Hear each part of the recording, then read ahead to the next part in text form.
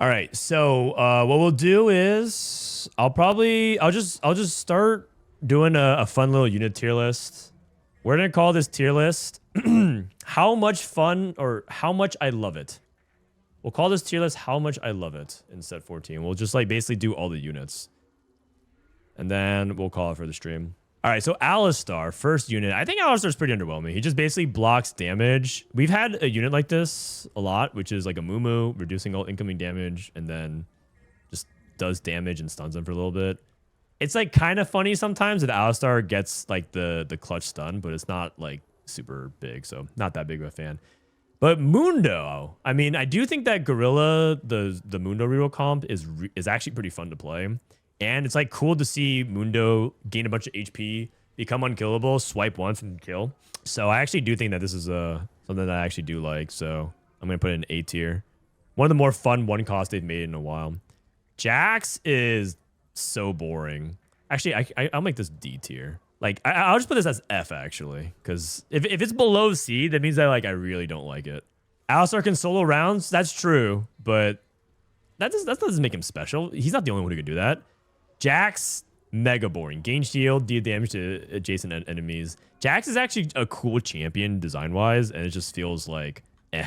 It reminds me of like the set 11 Jax or set 12 Jax. Kindred, this unit actually is just so useless. I'm not impressed by Kindred either. Part of it is because Kindred is a really good trait bot, and they never allow Kindred to do well, but I've never been super happy about Kindred. I think Kog'Maw is fine. He's like a one cost that just attacks really fast. Pew, pew, pew. It's like the standard Kog'Maw at this point. We've had Kog'Maw last set do this. We've had Kog'Maw in set 12 as a Honeymancer do this. We've had Kog'Maw in set 11.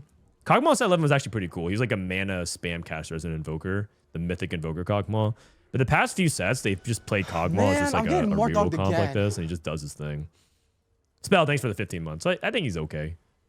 Morgana's actually a fun carry, except for the fact that she was literally reprinted from set 13. This is literally the same thing as Morgana Black Rose. So I actually think it's fun to have Morgana carry. Like I love the slow drain damage over time fantasy, but she's just been done again. This one hits 2 targets. Okay, sure, yeah. It hits 2 targets. Woo! Nothing crazy. Nidalee is okay. I think she's actually fun if you get her with the amp rolling. She can hit the whole board, but she's visually not that impressive. So I put her in like the okay tier. C is like a don't really like it, and F is like I hate it. I want to put Poppy in F because I just want them to stop printing one cost Poppy. Has Poppy ever been not a one cost, like throw a buckler, gain a shield, and then get a hero augment that just whacks? I just feel like it's very uninspired. Set 10. We've had her as a Mosher. That's it. I think it's literally been Poppy as a one cost in every set since. Yeah, I mean, and it was fun, right? When Poppy was a 4 cost, it was actually fun. Seraphine, this is a reprint from set 12. I actually kind of want to just put reprints all in like the meh tier. Shaco, I mean, this guy is actually fun to play, but he's just obnoxious. I'll put him at the top of B tier. I'm a sucker for permanent AD scaling, but Shaco as an assassin is just so ugh. Sias is boring. He's also a reprint. Vi is also boring. I like her hero augment though. I feel like her hero augment should go like here. And then Zyra. Zyra's a reprint as well. Okay, so this is currently where I'm at right now. I probably have to zoom out because it's just gonna keep bigger. Okay, Darius, another reprint. He's basically set 13. Darius, but as a 2 cost instead of a 1 cost. He was a Conqueror, if you remember. Echo, unfortunately, just doesn't really have an identity as a tank or a carry. He's a pure synergy bot, so I consider this here. Graves. Okay, maybe this is kind of controversial, but I think Graves is actually a fun carry to play. He's like unique. You position him differently, and he's like so annoying to play against. But when you wrap the back line, it's actually so satisfying, believe it or not. Even though it's like kind of cringe to keep losing to Graves player. But Graves is fun to play. You have to admit. Plus, the Golden Ox traits as well with it makes it a really fun play pattern. Alawi, I'm pretty sure you can tell people that Alawi reduces magic resistance, and people still don't know that. She's not like a bad unit. She's just unimpressive. Jin. I mean, this guy is actually pretty cool. I like Jin because he offers utility, and he does damage. He has good traits. He's like the model 2 cost. That's like good. He's like a good 2 cost. He's reliable. He has good traits. He has utility. He can carry a little bit. He just feels good. I think this is like a model 2 cost. I wish his grenade was a little bit easier to track visually, but I think he's good. LeBlanc is actually a fun carry as well. I actually like LeBlanc as well.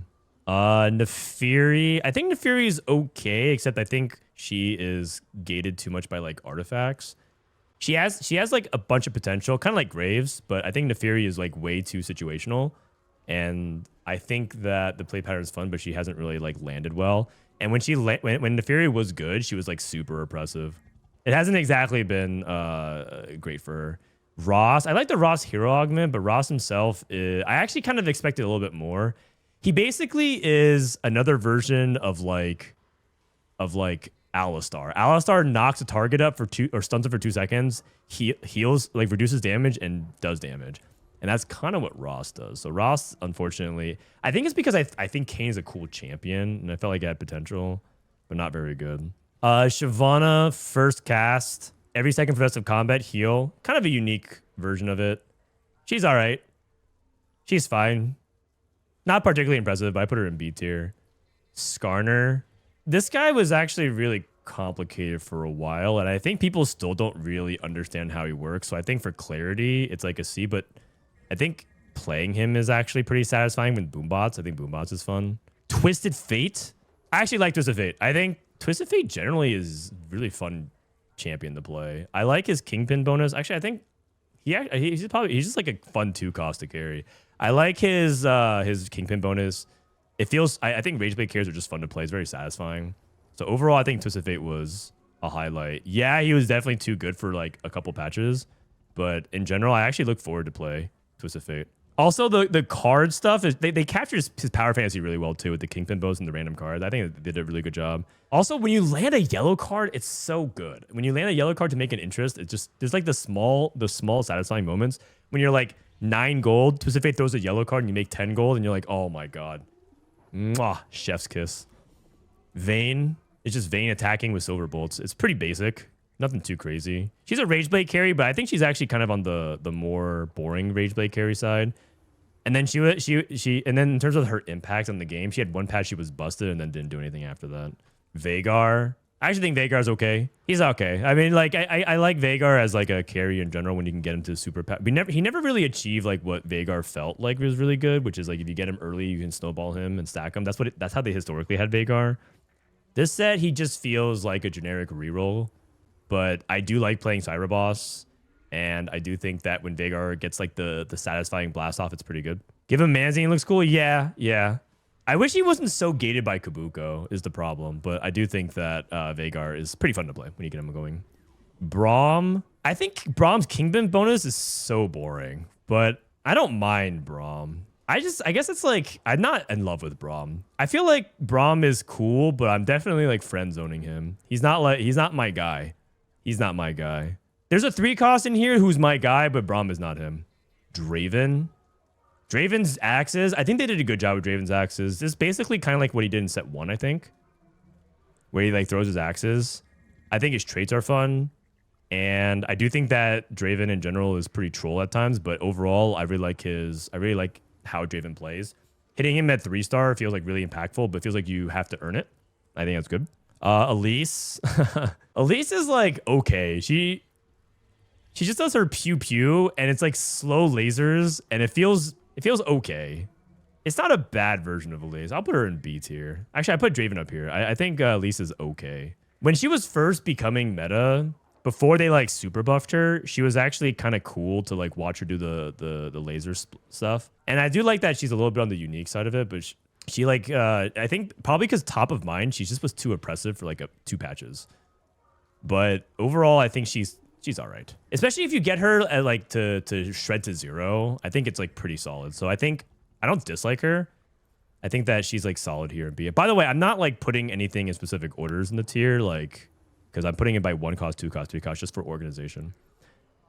I actually love Fiddlesticks, man. This guy is actually S tier, but the problem is that you can't play him except anything besides artifacts. But this guy actually is like my favorite 3 cost.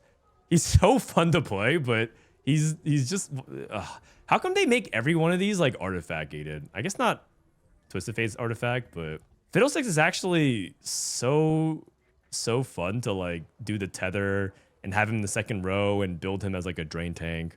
And it's really unique too. It's a really unique 3 cost that they made. I actually think they cooked with this one. Galio is very boring and doesn't feel like he does anything, and I'm kind of disappointed. We've had some cool Galios. This one just feels like the least. This is like probably the least interesting Galio they've ever made. Maybe the set 9 Galio where he was like an invoker tank. I didn't think that one was good either. Gragas heals HP, then throws a cast and deals damage. So he heals and does damage. Okay. Jarvan. Okay, I like Jarvan. I actually like the idea that Jarvan is like he's like mostly a tank, but he also can carry. He has some utility as well. He kind of reminds me of Jhin, like a 3 cost Jhin. Jarvan's not my guy though. Jarvan's not that guy. He's pretty satisfying. I would say I like, okay, this tier actually makes sense because it's like these are the can be satisfying. There's a couple things that like don't make me enjoy it as much as A tier. Jinx is also the same thing. She's solid. I love the rockets. I just in general enjoy Jinx as a character. Fun. Straight down the middle. Mordekaiser is my guy. I don't know what's going on, but this guy is literally... I don't know how Mordekaiser survives all the BS thrown his way. But this guy is my 3 cost tank, man. I love that he can't die sometimes if you get the right setup for him, but he's also not like so OP that you start with Mordekaiser, you're like, oh, I won the game. It feels like you have to unlock his power in a smart way. And how many times I can't hit Sejuani and I find Mord 2 and I feel safe. I love that they made 3 cost tank good, and I love that you have to make him good. You have to know how to make him good, and he's also trait flexible. Just really solid overall. Rengar. I guess Rengar is just like jump to the back and just do the stuff. Rengar's really frustrating. I think Rengar can be funny and fun to play, but like even when you play him, he's inconsistent. So it feels like he's inherently kind of frustrating to deal with, and also play. So I've not really been a big fan. Also, he's hard to balance. He's like the 1, 2, 3. He's hard to balance, hard to play. He's like kind of frustrating to play against. So not that big a fan. Senna is okay. Senna's okay. I never felt like the wow, holy cow, Senna 3. Like she can, but I think they made it so that Senna 3 was never like won like easily. Like when she was good to play, it was because Slayers were good. She was all right. I think her lack of flexibility. You can't put Shojin on her really. She's bad with like Rage Blade for a long time until like recently. She's like okay with it. And it felt like unintuitive. It felt like some friction between like what you expect Senna to do and play at versus how you actually played her. You know, like it feels weird that you can't build like the usual items on her. Her best build is like Last Whisper, Red Buff, Giant Slayer, which like tells you a lot about how she actually functions. She attacks like twice an hour. Yeah, exactly. All right. Varus. Oh, Varus is a when Varus gets rolling, he's a satisfying carry as well. I like Varus. The visual chain link also feels good too when he clutches fights out of nowhere. So Yumi, I mean Yumi is okay. She's just Yumi. Launch a magic missile at the current target that bounces to a near enemy. I didn't even realize that she marked targets for a while. Visually she does a lot of damage, but I could never see this Yumi again. I won't miss her. I don't think there's anything wrong with it. But I don't really like this. I don't really like it either. Actually, you know what? The spam Yumi builds are pretty fun though. Sometimes I'll put her in B. She's not that bad. She's like B-. Annie. I actually think Annie is the most cool 4 cost they made this set. I like the play pattern of summoning. Like I like the way her play pattern works, where like you have to try to get to the Tibbers. It's a big moment in the fight when she can summon Tibbers. Tibbers can clutch fights as well. And how you build Annie really impacts that, like whether or not you want more mana or put some AP on her. And her traits are great as well for that. So I think Annie is probably my favorite four cost this set. Really, really good. Oh, wait, I haven't been using the F tier. Oh, should I be using some F tier stuff? Aphelios, okay, same thing as Morgana. Very fun to play. But because he's reprinted, it's like less, like this is one of the coolest Aphelios they've ever made. But it's reprinted, so it feels like it can't. I mean, it's okay. Actually, it's A tier because it was the coolest videos they ever made, but I can't put him in S. Brand, holy cow! This dude, they do this like every now and then where they have like a unit that takes an hour to cast, like Varus, that one set, and it just if it's supposed to be this big holy crap moment with Brand landing and doing a ton of damage. But he just bounces around and it's too slow and it's frustrating. But then your opponent's Brand lands on your backline and kills everything and one taps it. So I feel like Brand had so much potential to be a really interesting champion. And then you had the Street Demon patch where like he just killed everything. And they kind of put him in this like weird spot now. He's okay. He's actually not really C. He's like B-. He's like in this Yumi tier. But yeah. Cho'Gath. I mean, we gotta stop trying to do this. Like, Cho'Gath basically is a 4-cost HP tank that they've kind of struggled to make feel powerful, but also impactful. And he's theoretically flexible, but it's just very telling that he's like the easiest 3-star 4-cost to hit because no one plays him. But his 3-star version is like so insane because of his scaling. But overall, they have to figure this identity out, like just being an HP tank and not necessarily being like Leona or Sejuani, like a big CC. Speaking of Leona is just like really good tank, really satisfying to just like get the right build on her. When we figured out that Leona wants 3 true tank items, no Sunfire, no Even Shroud, no Spark, her satisfaction play rate has like gone up a lot for me. Because you start to feel like she's a super tank. If you position her correctly, you get her on the right side, she tanks and she just like absorbs 10k damage out of nowhere. Leona feels really good. Very solid. MF, she was an A tier carry back in set 8. This is a reprint. She also had some struggles at the beginning of the set. She wasn't very good for like the first three patches, right? And then Dynamo got really good. And then Dynamo stayed good. And then now she's all right. So I also don't like how much she was tied to Syndicate for a while. They did decouple that a little bit. But overall, like she basically felt like an AD version of Brand, where like sometimes she did nothing or she killed everything. And I think those moments can be satisfying. I do think that she struggled a little bit this set. And she's also a reprint, so she gets knocked down a few points. But she's fun. I like MF. She's one of my favorite champions. Nico, what the... If again, she has like the Alawi effect. Did you guys know that Nico chilled? She gains a shield, and then she twirls a little bit and does damage, and everyone thought that was it. But Nico actually chills, believe it or not. I bet people didn't even know that. She has the Cho'Gath problem, but at least she has traits that people played in. But she was like she's still very unsatisfying as a tank. And I also don't like her trait structure as well, but I'll go into that in a little bit. Sejuani reprint. This is actually the 3rd time they've reprinted the Sejuani, but she's fine. I'm actually kind of tired of this kind of Sejuani, which is like it's a fun little like circle closing, so it's a big moment on the fight. It like draws your eyes. I like it visually. I'm down to take a little bit of a break from this Sejuani. I do like that there's some positioning nuances with it, but overall, like, it's fine. I don't dislike it. It could come back again. I'm just not like that excited by it anymore. That's because I've played TFT like a lot. So I think so set 4 Sejuani, set 8 Sejuani, and set 14 Sejuani. Has there been another Sejuani that done this? But I'm down to like just take a break for this for a while. They brought it back like every 2 years, year and a half, and just feel like it's fine. Set 1? Did set 1 do this? Why are people putting Eon on backline champions? Because there's a lot of backline access right now. Vex. I think Vex is okay. She's basically set 10 Vex as a 4 cost. Actually, you know what? I 3-starred Vex the other day and she lost. I think what makes Vex really sad is that they actually redesigned her.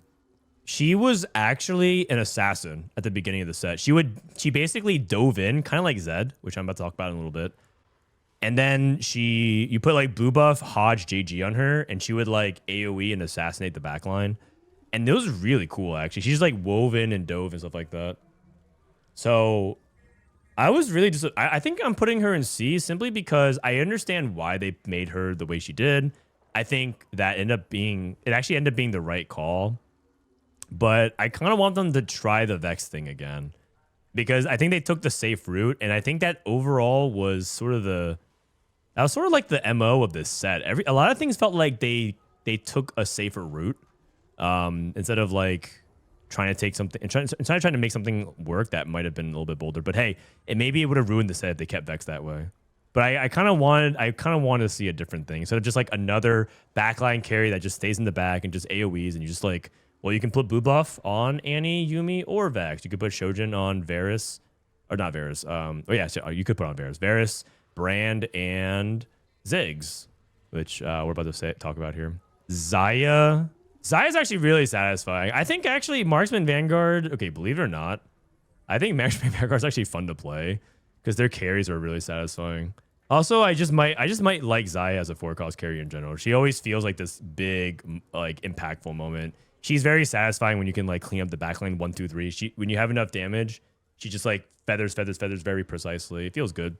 Visuals are good. Zed. I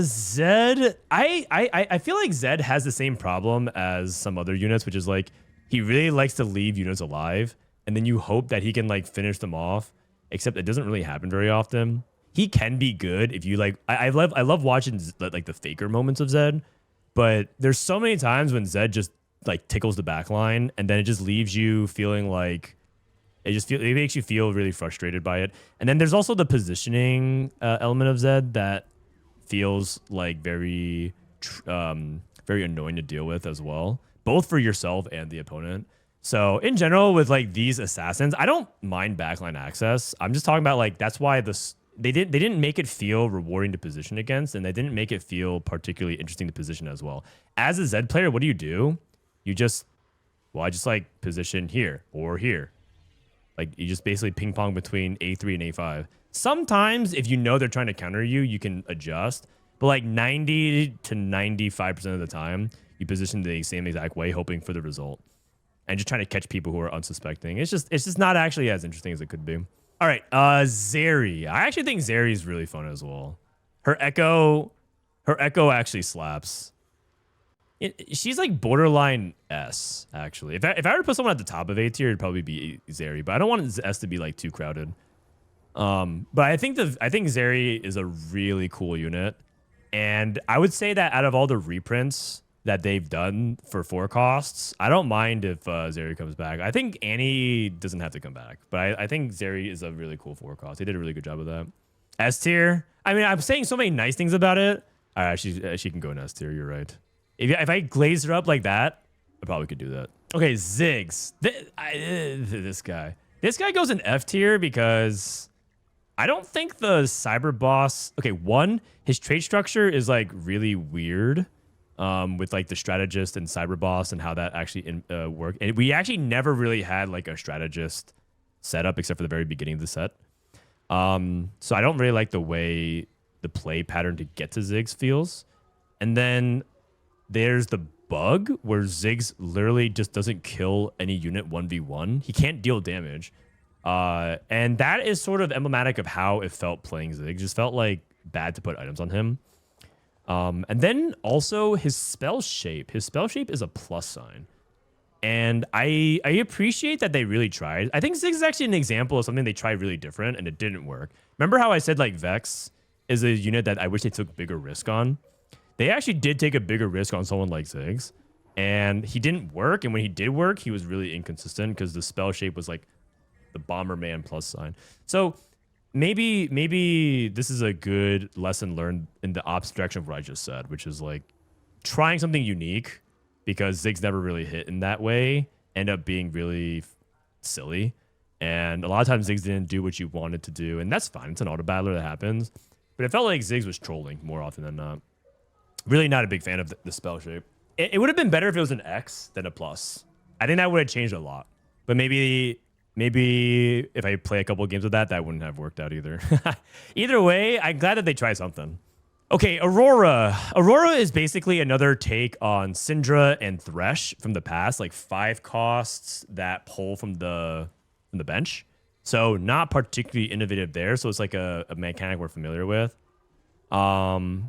She's okay. I think for her first edition, this is fine. I felt like Aurora was neat as a 5 cost to like do a cool bunch of cool tricks, but I've just done that so many times, I guess. So for me, it felt all right.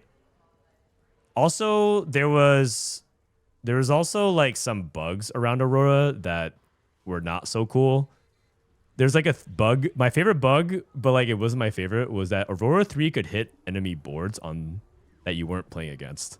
So you could literally have an Aurora beam. Aurora 3 would actually hit someone else's board and kill that board on the other side. And then someone would just like win because of that. But I mean, that's whatever. Bugs are bugs. I think Aurora's like, okay. Garen is actually one of my favorite 5 costs they've ever made. I think this guy is like almost... I feel like they should bring back something like this somewhere in the future, not anytime soon. But they really cooked on it, on this one.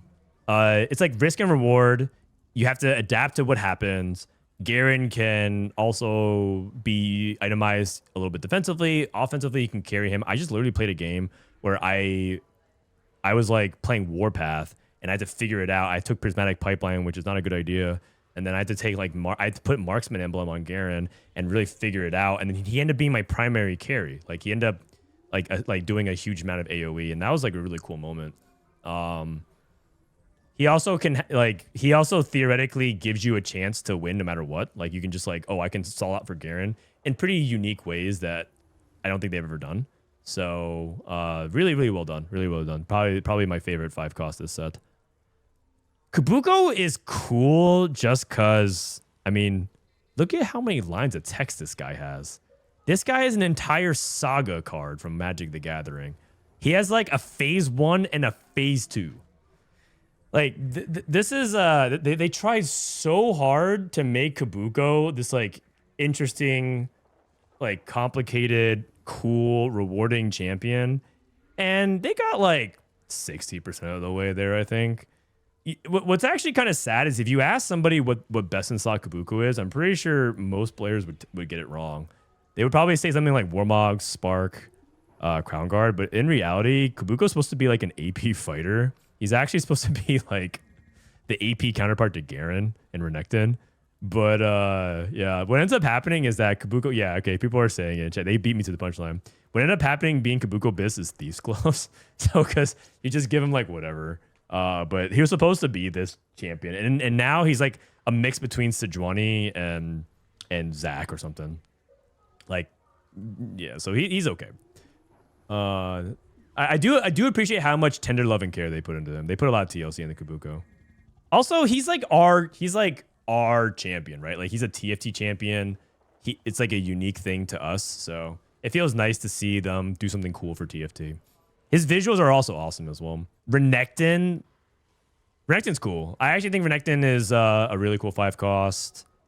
The whole, like, again, first phase, second phase, enters a frenzy. I think Rapid Fire Renekton is actually very cool. I know that it was too good for a while, but there's a reason why everyone wanted you to do it at first. I mean, look, like Rapid Fire Cannon, Sniper's Focus, 5 costs in general has always been really fun. Mordekaiser was good for that, for example, in past sets. And I just think that Renekton in general was when they finally got into a good spot, he was pretty sweet. And it's unusual for them to get to print so many 5 cost AD carries. And I think they all had their own identity, which is really good. Like Samira had its own identity, Urgot has its own identity, Renekton has its own identity, Garen has its own identity. And I think that's actually something worth applauding. They don't really make 5 cost like carries like that, and they all land in unique spots that feel interesting. Samira, the thing about Samira is that we've kind of had this Samira before, didn't we? Like the dive in and dash and like AoE. I think it wasn't it the first set we had Samira, set 4? I think this is like almost the exact same. So it feels like they reprinted a 5 cost, which by the way, that's spoiler, that's happening again. So it felt okay. She also kind of wasn't really playable outside of Amp and Street Demon. Actually, for that, her lack of flex... Okay, so Aurora gets... The difference between Aurora and Samira is that Aurora's flexibility was really cool, which I really appreciated. I feel like Samira is a little bit on the boring side because we've seen her before reprint. and also she wasn't dynamic and playable, and also she was part of a really bad meta of amp and strategists and stuff like that. So yeah. Okay, Urgot. I mean, I'm a sucker. I'm a sucker for it. I think Urgot's fun to play. I like the I could play Urgot and lock on and Prince. I think that's always fun. I think that what held Urgot back was sort of, is he still bugged with Rageblade or something? Like someone told me that he was bugged with Rageblade, and I also think that he has a really frustrating play pattern where he, if you ever read Urgot, the second half of the first paragraph, or sorry, the second paragraph where he locks onto the enemy, that's actually within a higher range than where he casts. So Urgot would literally walk up from the back. His range is 4, but he would walk up sometimes to your front line to actually execute and put himself in harm's reach. So if you've ever had like a capped board state playing around Urgot, it always felt really volatile because sometimes he would just literally suicide. He would just like walk up to the front and die. And that, I think that was like a really big part of holding it back. I think actually when I first played him, he was like here, but all the problems around Urgot, and also you don't really play him outside of literally Fast 9 or just like some Aurora pull-in. So he kind of has struggles a little bit with like the Samira lack of flexibility there. But when you can get him online with the Boomba stuff, it's really satisfying. So kind of like a B+, A- range. Okay, Viego. Viego's a reprint also from set 10. It's set 10 Viego. I like his passive. I like Soul Killer. I don't really like the fact that Viego was good and then has since become a synergy bot. He can still take over games in the late stages if you like 2-star him, give him items.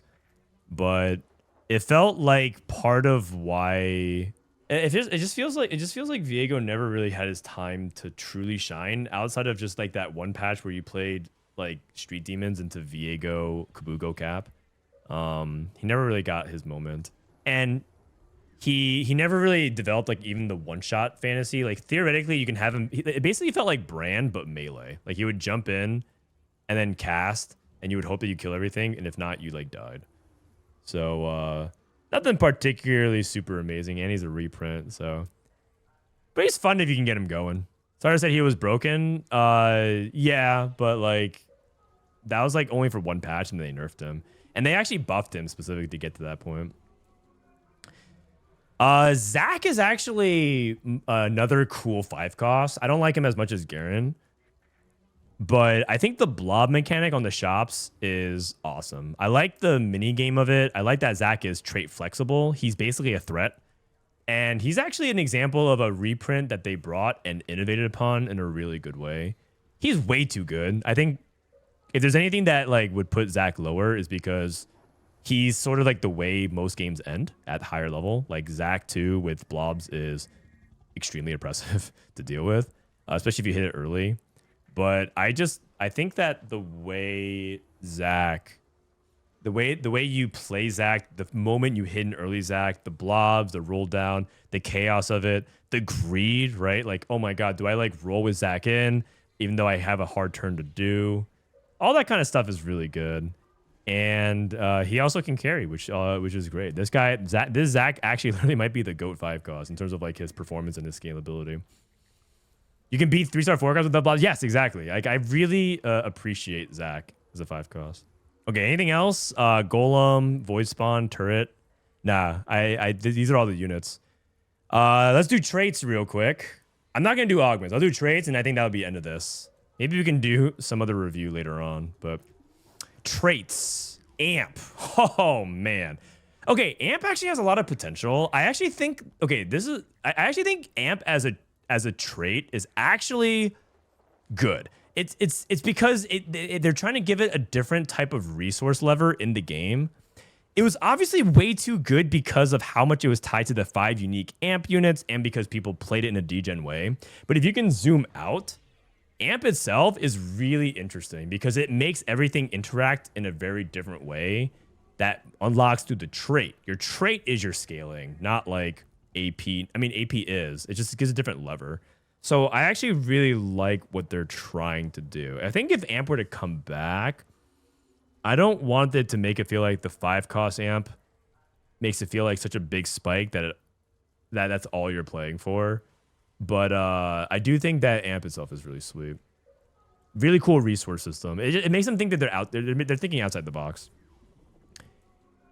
Anima Squad, I think, is it had a lot of potential. I'm putting it B. I think Anima Squad had a lot of potential because like it's like one of the central pieces of the verticals in the set. You build Anima Squad, you're heroes of the city. You choose weapons to fight the villains and defend everything. Except the problem is that the weapons like didn't matter, and you didn't really understand what was happening. And to this day, do you guys even know what like the difference is between the crossbow and vortex glove is? If you even know what I'm talking about, you probably don't. You probably just like click the same weapons almost every time. You probably click like ooh blasters if you saw it, and then you're like, oh, Bladerang I heard sucks early but it's good late. And then you're like, okay, I click Animines and I'll probably click bunny Gatling guns. I think it landed pretty flat there, but sometimes the Anima Squad moments were pretty good. C tier is like nothing really good happened. Okay, that's not true. C tier, I think Anima Squad is actually C tier for me. I think it just like landed. It's like too complex. And then there's like also other bugs that happened with it, which is like if your anima units died, you would lose the weapon power. So that also felt silly. I think was that actually a bug? I think that might have actually been something that they intended, but then realized was bad, so they just changed it. So yeah, I think the anima weapon. I actually like the idea. I didn't really like it very much.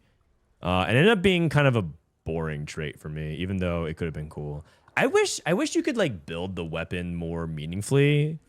And it felt like a weaker version of Storyweaver, like the Kale.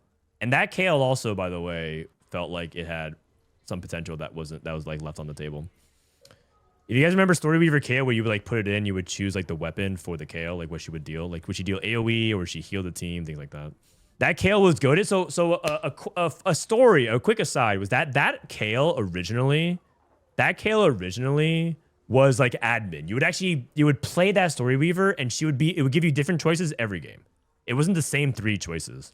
And then they said that was too complicated and hard to play and hard to balance. So they went with like the safe route of like you just choose the same 3 types of things from Kale every single time, blue, green, or red Kale, which ended up being fine. But this felt like a worse version of that. Bastions. I mean, I would say that these are like okay traits, right? Bastions are okay. Nothing crazy. I think I should put it here because I feel like these traits should stay in TFT, but it's like nothing much to say. It just gives you resistances. I like that they tried something different. I had this confused with a different Bastion trait. There was a Bastion trait in a different set where if you got 8 of it, your back 2 rows didn't take damage until like Bastions died or something like that. That was a cool Bastion. So I would say that this one's like, this one's okay. Bastion's kind of boring.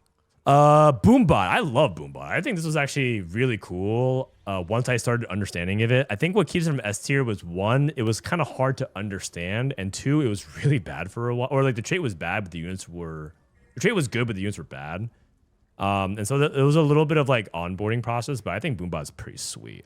The missiles coming out, and like once you start doing damage and you see the missiles like loading up and firing, cool stuff overall. I hope that they bring back Boombot, but in a way that makes it easier to understand and also kind of watch what's going on. Bruiser, I mean, it's Bruiser.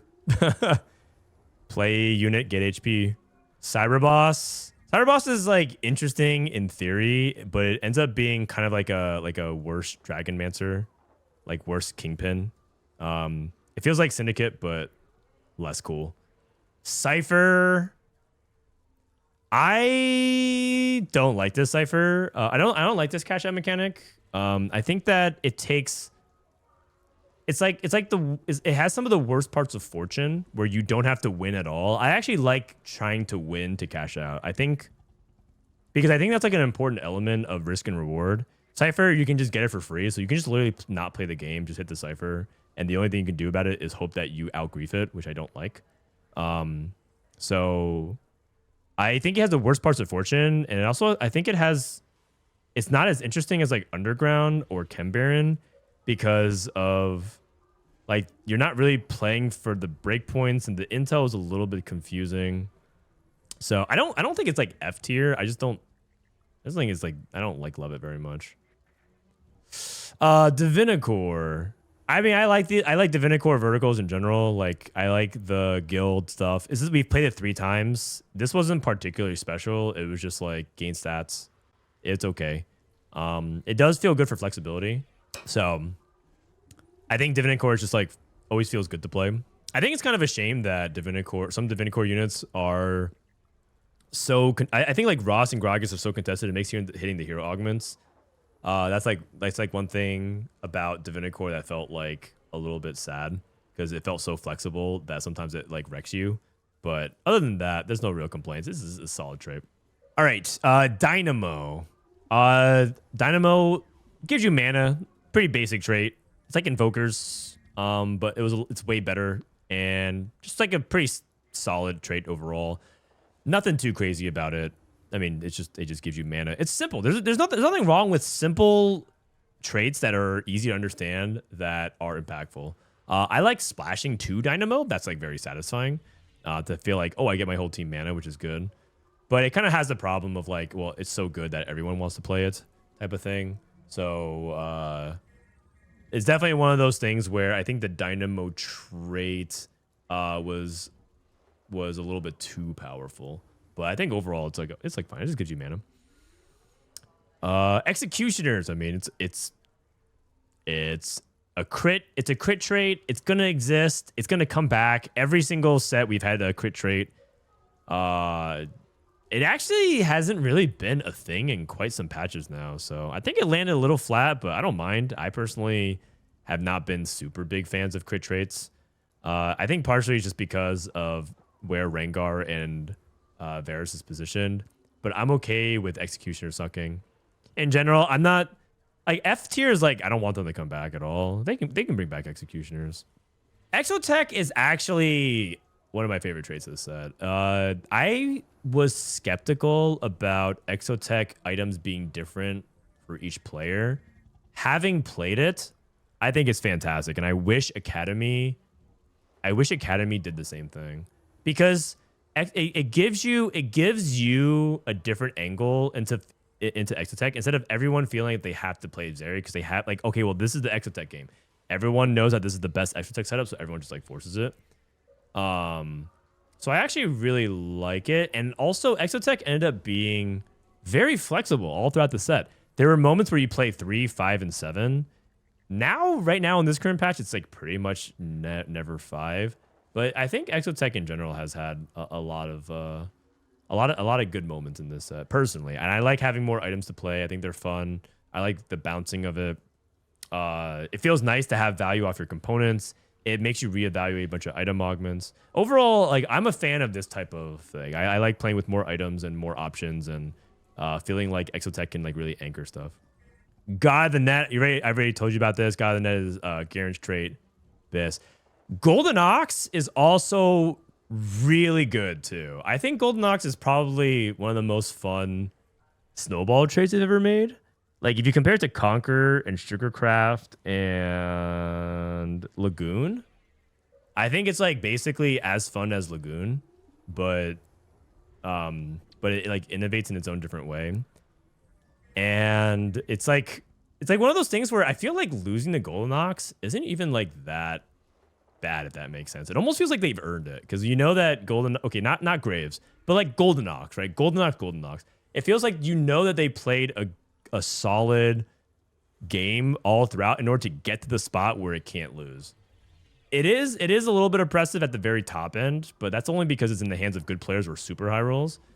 But like I feel good when I pull off a Golden Ox game like I did earlier today. I feel like when other people beat me with Golden Ox, I'm like, that's fine. It's just Golden Ox. Like it is what it is.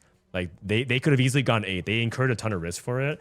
And they had to have played like usually a good stage 2, 3, and 4 to get there, which I think I'm okay with. I think this is great. And then the mini game of like, do I pump? Do I save? Do I send it right now? That's really good. All these like small little mini objectives. I was worried that Golden Ox was not going to be that fun. This ended up being one of my favorite traits in this set. Marksman gains AD. Cool. Nothing wrong with gaining AD. Nitro. This is a summon trait that I think is just basically, it's like a fun summon trait. It feels like we've done this before. I guess like the dino from Piltover was kind of like this. So it's all right. It's cool. I like summon traits. It felt good to get the robot to like 400 chrome. Yeah, and I kind of like that patch. Maybe it's controversial, but I kind of like the patch where Tempo Nitro was good, and you can just like play Nitro with like almost anything. You basically played Nitro and played a package of anything you want. You could reroll Exotech. You could play Vagar. You could play Zeri. You could play Annie and Amp. There's like that was like kind of fun. It didn't make the openers like too good because it snowballed, but I appreciate that patch. Overlord the bite with Renekton. I mean, it's all right. It's like a cute thing. It wasn't my favorite thing about Renekton. It made some positioning headaches, but it's cool. I like it. I wish there were a little bit. I guess you can't really do much about it. I was gonna say I wish you could like change a couple things about the positioning of it. But I guess that's sort of the downside. But it's like a cute little Renekton flavor, which I appreciate. So it's fine. I'm not like in super in love with it. Rapid Fire is attack speed. It's basically the 8 attack speed version of Marksman. Slayer, we've actually played Slayer a handful of times. It's the Omnivamp melee version. It's just like you're just playing the Omnivamp trait. Soul Killer is actually kind of cool. I like this, like the Viego summon and clone thing. Has a couple of interesting applications with like bulky buddies and other things like cybernetics. So overall, pretty solid. It doesn't feel like it was super impactful either. Like sometimes it would be swinging because you get a Kabuko, but at other times it just felt like a fun little bonus. You played a Viego. Strategist. So I actually like Strategist in terms of theory. Like I like that there's positional nuance of like how you go front row, back row. But the thing that I really don't like about Strategist, and I think I might do something kind of controversial here, but I think Strategist goes in F. Because I think Strategist might be the worst trait web in the set. It over centralizes AP around Nico as your frontline. And I think the issue with Strategist right now, or AP in general, was that it was largely tied to just how like important Nico was. Remember the patch where Street Demon was good? You can't play any AP that patch without rolling for Strategist. And specifically rolling for Nico. But Nico's not even that good of a tank itself. And because of the flexibility of Strategist, it ends up making it that you can't like make Nico independently that good, because then she'd be insane in Strategist. And so it kind of like hampered a lot of like what was going on. So like I don't think the trait is F. I think the way they designed around Strategist was not my favorite this set. And I think that the only other AP build that we ever got consistently out of standard lines was Vexotech. And that was because Exotech was just OP and flexible. Where you could like, tank Mordekaiser and everything like that. But nowadays, it's like AP is like Amp. Guess what? You're playing around Nico frontline and 5 costs. And then like Techies isn't really a thing. So am I missing anything? Not really. I guess some reroll lines. But some reroll lines you could play around like, your 3 cost reroll tank or something like that.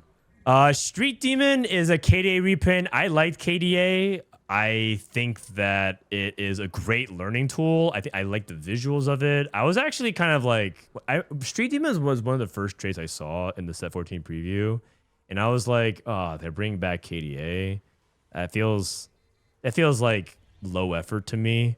But then I played it again. And I was like, okay, like the hexes are cool. They're visually pretty stunning, and I kind of like it. And then as the set went on, that wore off a little bit. But overall, I think Street Demon's all right. I think that the fact that it like kind of locks you into certain places is definitely frustrating if you are like vulnerable to it. Like people have Zed or Zephyrs and things like that. But it looks cool. And also, someone mentioned another thing that I don't like about it is that you getting any support items or like bulky buddies feels bad. It feels like you can't play certain augments with it. Like it just, because of the positioning of it, you pick bulky buddies, and then you have a best Street Demon line, and you get the one where it's all spaced out. So you have to sack it, and that just feels bad. It almost makes me wish that you could like choose your Street Demon positioning. Maybe it's too complicated, but what if you could change your Street Demon positioning like once every creep rounds or something like that? Like, I don't know. I feel like that would go like a really long way to make the trait feel awesome. But maybe that's too complex. The more I think about it, the more I don't want Street Demon to come back. I think Street Demon should C. I don't know if it's like an F, but it's like kind of close to. The more I think about it, the more it's like close to F. I put it in B because I think the visuals are cool, but then the more I talk about it, the more it makes it sound like it's an F. I don't want it to come back, right? So I guess it's like Syndicate. Syndicate's Dragonmancer reimagined. I think it's the better version of Cyber Boss. I actually think it's interesting. Like you have unique effects who you kingpin. I think it could be executed better. I think it'd be executed better, but I think the trait itself is cool. I love that you can give a hat. I think the visual of that is cool. I think it's funny that you can hat a dummy. There's a lot of fun things about it. Nothing wrong with the trait. It's kind of like Amp, right? It just gives you like something that you can give like a unique Kingpin effect, and I just think that the Kingpin effects themselves are not all that interesting outside of Twist of Fate and I guess Shaco, because Darius, Braum, and MF are like kind of boring, but it doesn't mean that the trait itself is not cool. Techie, the AP trait. This is basically where all like the standard goes. This gives HP. This gives AD. This gives Omnivamp. Yeah. Vanguards. This gives resistances. I mean, it's like fine. 6 Vanguards gives you shields.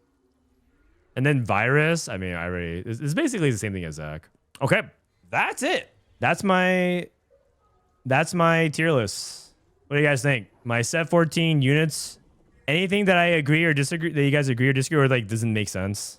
Poor Bastion and Bruiser. Okay, I mean, Bastion and Bruiser is like here.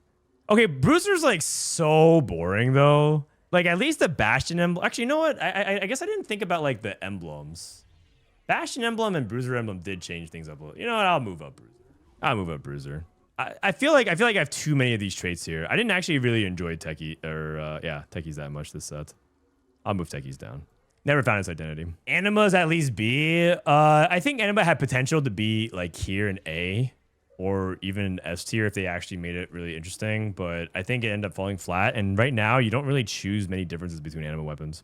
Strategist is really an F. I specifically talked about it that it's this trait web around strategist. It's not that I actually like the idea that things go in the front 2 rows and back 2 rows and like they get different bonuses. I like that aspect of it. But I think one of the misses this set for me was the webbing around Nico and strategist and AP. I'm surprised you like Syndicate. Oh, I just think that the trait is fun. Like in terms of the concept of it, I like that. I like who you hat can change. I like that there's unique effects about it. I think a lot of the Syndicate champions themselves are boring. Like I put like MF and Braum and Darius pretty low. But I think that the Syndicate trait itself is kind of cool. The trait web is dog. It's not that bad, is it? I mean, they have a Vanguard. They have a like. What do you want from it? They have some of the more flexible traits out there. They have Dynamo, Vanguard, and Bruiser. Like, what else do you really want? You want like a Bastion Syndicate? Is that what it is? There's not too much else. There's not too much else to go in. Why is Fiddle S? He's like the most fun 3-cost to play. I don't know what to say. He's like the most fun 3-cost unit to play around. I love his animations. I love his tether reaching across the map. I like playing like I like the risk and reward of second rowing him. I think his traits are. I like Boombot. I think Boombot's pretty fun. I don't know. I like that he does a little utility. He's a unique 3-cost. The package needs more interplay. Yeah. Okay. I mean, I can see that. I think it's fine though. There's nothing too much wrong with Syndicates, in my opinion. I think that the effects themselves are. Can we talk shit about hero augments? I mean, I'm not gonna actually go here and do every augment as well, man. I'm gonna be here for like literally 10 more hours, and I believe I said I'm gonna do a podcast with Disrupt tonight because tomorrow I'm gonna go to the wedding, and then Sunday's a trial. So if we don't do it tonight, we're not gonna do it for like 3 days. And we should just do one since then, because next week we can let Disrupt lock in for the cup. What's the Echo hate? He just doesn't do anything, man. Like this guy doesn't really tank. He doesn't really heal DPS. He's just a trait bot. He heals and deals damage, which by the way is like most units in this tier. Slayers wasn't satisfying as a fighter trait. I mean, I kind of like it's like all right. Like B tier is like the all right trait. Like there's like things that are like here. This is also ordered in 1, 2, 3, 4, 5 cost, so there's not like specific order. It's like there's things that I like about it. There's things that I don't like about it, and they're like all right overall, about average. C tier is like stuff that I feel like is okay at times at best, but a lot of times just unimpressive. Don't really like it. There's nothing really memorable about it. Frustrating elements of it. Sometimes it didn't work.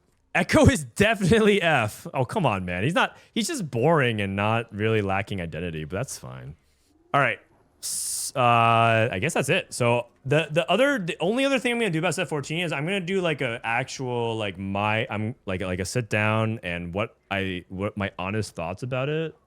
I think I'm gonna probably do that either after Cup 3 or maybe between Worlds and set 15. There's actually no time though. We'll see. I'll figure it out. It's in the next couple weeks or so.